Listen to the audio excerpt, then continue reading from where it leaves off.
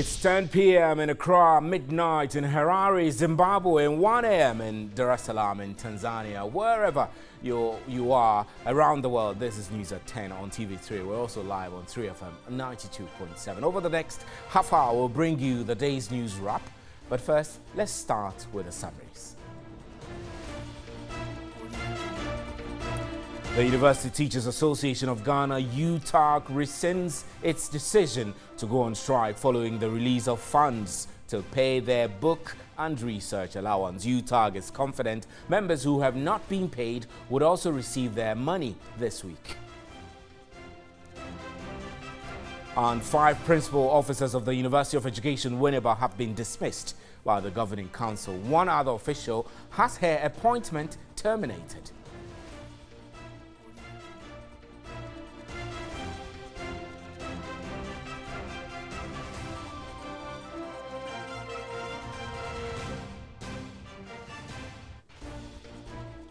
Those were our major news highlights. Remember, we're streaming live on Facebook and on 3news.com. You can also hear us on 3FM 92.7. Up next is a big one.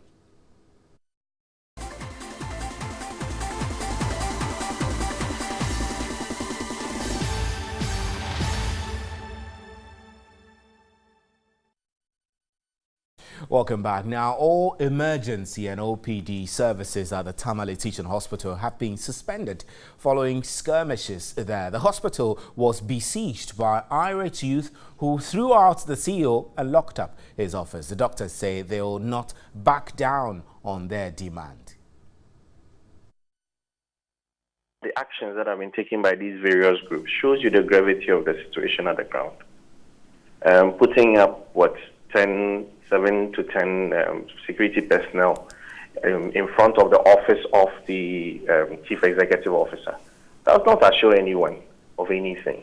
If people could come to the chief executive's office and then do this, what about me sitting in my consulting room or in the theater? Or some other nurse or someone else who may have an altercation with a patient through no fault of theirs? This is just unbecoming. It's people in town, some people in the hospital thinking that because of certain rights they perceive they have, that they can go out and then sack whoever they wish. And they've made it a tribalistic issue, and we are not interested in that. We are interested in our safety, we are interested in our security, we are interested in the ability to be able to work with our peace of mind, with all our colleagues, and we're the same for ourselves and for our patients. That is what we want. If these perpetrators or the perpetrators of these actions cannot be arrested in 24 hours, I beg to ask, if it had been a police officer that had been manhandled in this situation, do you think by now, 24 hours down the line, the people would not have been found? And the assurances are mere words, they are rhetoric, it's just talk. We want to see action on the ground.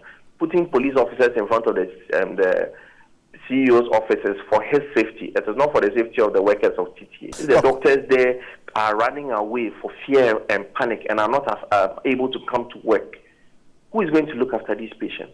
This is the situation where at any time you are looking over your shoulder. Because these people do not wear bands or identify themselves with certain clothing or things like that. Security services where you can identify them. There could be anyone standing next to you. And you do not know who the person is because they tend to just walk in like as if they are relatives, and then they walk in looking as though they are looking for the chief executive. And it's when they get to the final destination that their true colors are revealed. We are not safe. Right, so that's Dr. Michael Dama, who speaks for the doctors at the Tamale Teaching Hospital in that interaction there with my colleague Alfred Akansay. We must put on record that not only medical staff are going on strike at the Tamale Teaching Hospital. We're told that non-medical staff are all laying down their tools in solidarity with the medical staff of the hospital over these issues.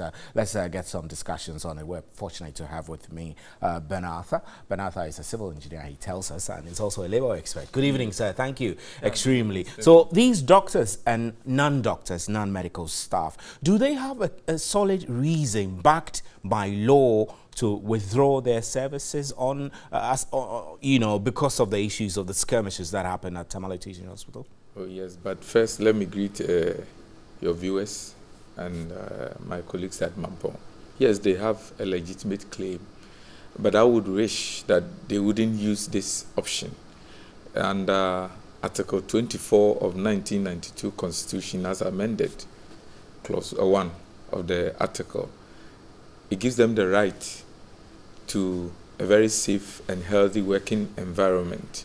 If you also look at Section 119 of the Labor Act 2003, I'm referring to Act 651, under that Section 119, they are also entitled to withdraw from danger when any worker or group of workers reasonably suspect that there is an incident or anything that constitutes danger to their health or life. They are allowed, under their human rights protection principles, to withdraw from them. I think this is what has happened. But as whether there is conflict at the workplace that culminates into strike, that is where I disagree. So with the nurses in effect, and you do not think what happened constitutes enough conflict or enough risk to their persons at the workplace? For risk, yes. But for conflict that should necessitate into strikes, no. So probably they are giving their actions the wrong label, calling it strike. No. You may have to call it that we are withdrawing our services because we have to take ourselves from danger. That is right.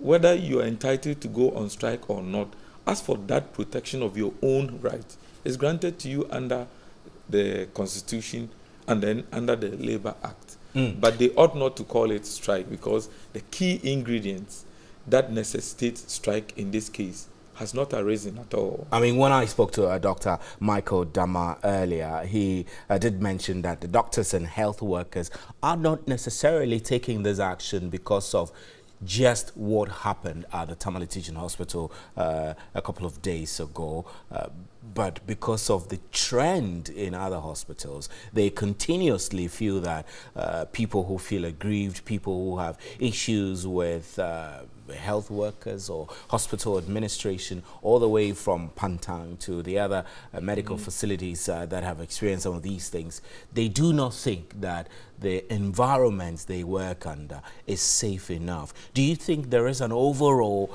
crisis when it comes to safety of health workers across the country? No, we don't have such a situation in this country, but taking the Tamale issue as a single incident, I think it's repeating itself. I remember some few years back, a patient slapped a nurse, and the other nurses went on strike in solidarity with the nurse who was slapped, citing the negligence on the part of authorities then. Yes, everybody has the right, and if I may repeat myself, to withdraw yourself from danger. The fact that you're working at the hospital does not grant anybody permission to harm you or to put you in harm's way. That's not what is expected of anybody at the workplace. So they are right in taking themselves from danger, but sometimes you get the impression that it is as if it's an opportunity they have been waiting for all this while.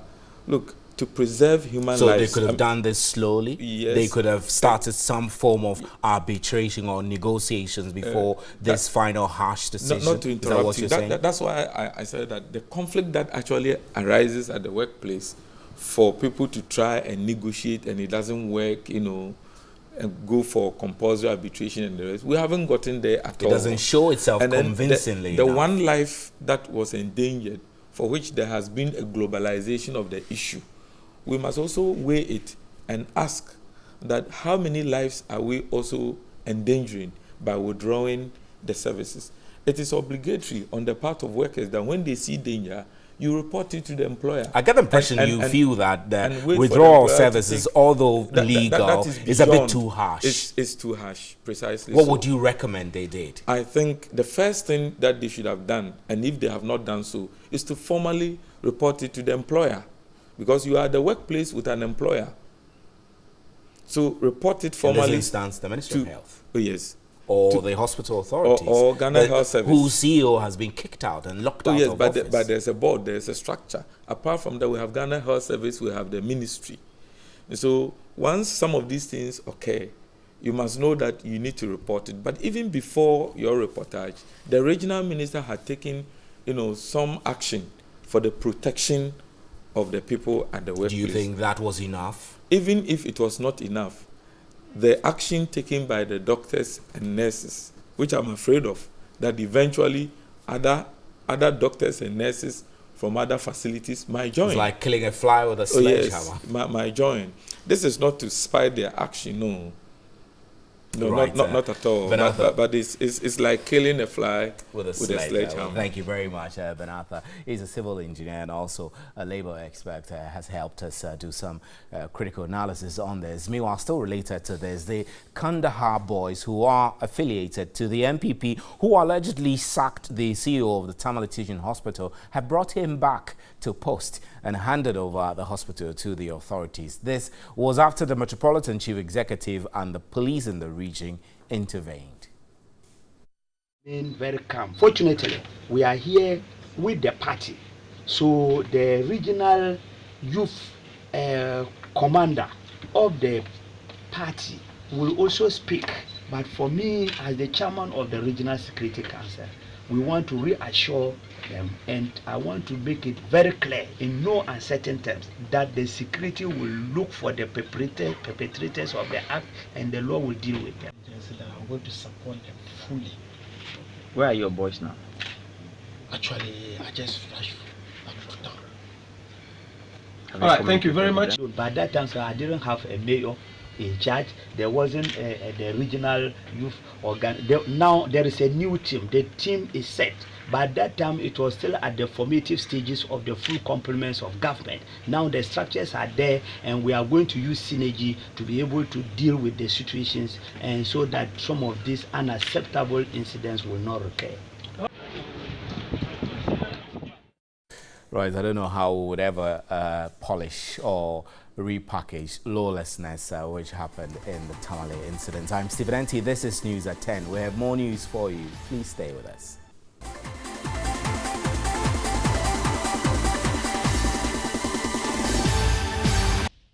Welcome back. Now, the Association of Members of Parliament Chauffeurs of Ghana has petitioned the leadership of Parliament to improve their condition of service. The drivers who are unhappy about their salaries want Parliament to increase their remuneration and allowances paid them on public holidays. They are also demanding a collective bargaining agreement, as well as policies that would ensure their exposure to risks and hazards are reduced. In a petition, the drivers complained about their meager 400 Ghana cedi salary, as well as the non-payment of their Social Security and National Insurance Trust contributions. They also said their jobs are also not secured.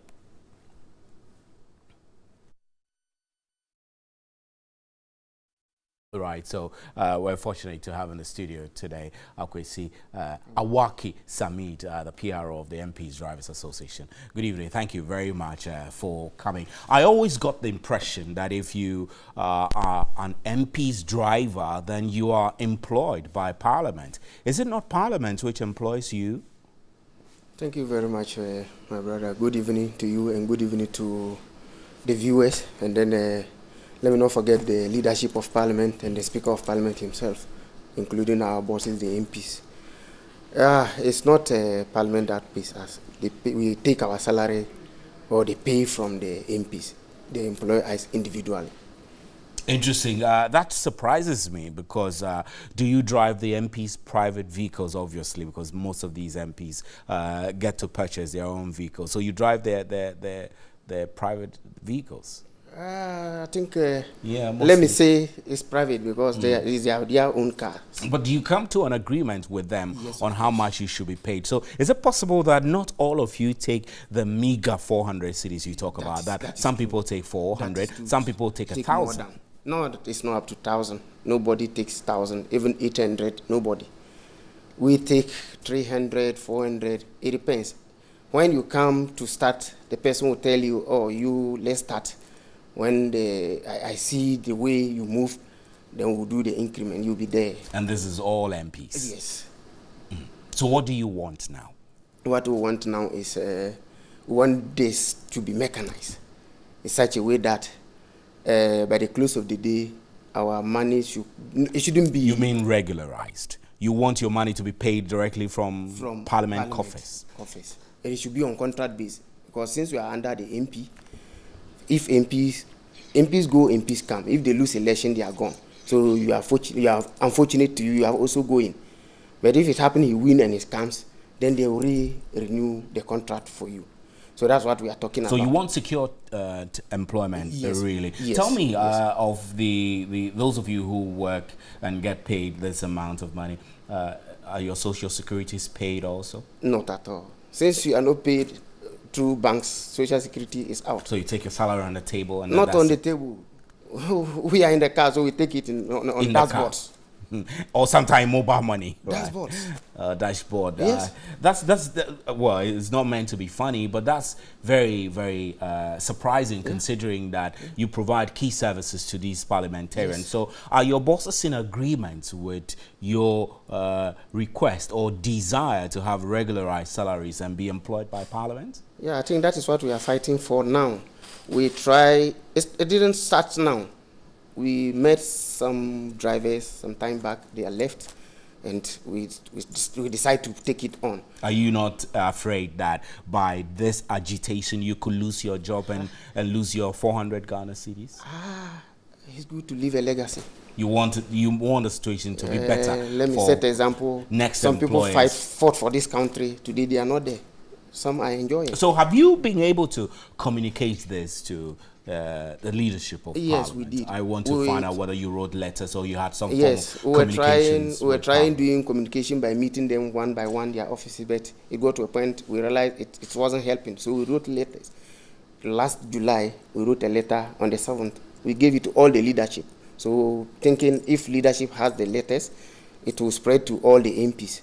Up to date, they don't respond to it. We did a lot of follow-ups. You greeted the speaker when you came. Have you been able to get to meet the speaker and put some of these issues before him? Yes, one-on-one, not yet, but some of the leadership, we met them one-on-one to mention these issues, and they said when they meet board meetings, they will raise these issues. To extent we wrote letters, petitions, and nothing happened. So you are not getting any feedback? Not yet. So from here, what is next for you? The next action is I'm not a lawyer.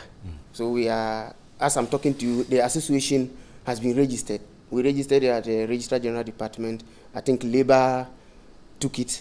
It's well registered now. So I think we have to get a lawyer to direct us what to do. Because we are not supposed to put the laws into our own hands. You're also still in negotiation with leadership of Parliament to make sure that this is resolved. Yes. Thank you, Samid, for coming. Awaki Samid is the public relations officer who speaks for the MP's drivers. So let's move on to some other stories before we wrap up. The Securities and Exchange Commission, SEC, says it is working to ensure money market operators do not compromise the regulatory framework. Director General of the Commission, Reverend Daniel Ogbame-Itete, says the enforcement of the regulation is paramount in the Commission's quest to protect depositors' funds.